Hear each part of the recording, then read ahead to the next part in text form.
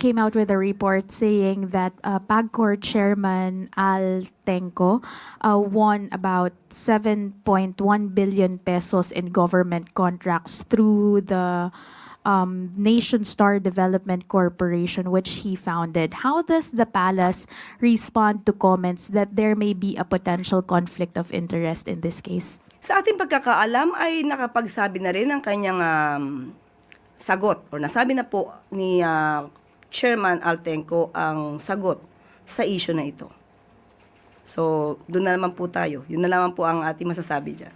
Ma'am, follow-up question lang po. How does the palace assure the public that the awarding of certain contracts to Altenco's company are quite fair and not based on Altenco's ties with or closeness with the first couple, considering na ilan po sa malalaking proyekto niya ay directly linked with the Marcos couple? First is yung West Visayas State University College of Law School, where the First Lady teaches. It's pegged at around 779 million pesos. There's also a project ng multipurpose facility in the President's hometown in Batac, Ilocos Norte, as well as the very completion of this new executive building amounting to 278 million pesos. Kung dumaan naman po ito sa tamang proseso at kung ito po bang kumpanya nito ay konektado pa ba si Chairman Altenco, doon na lang po siguro tayo magbase.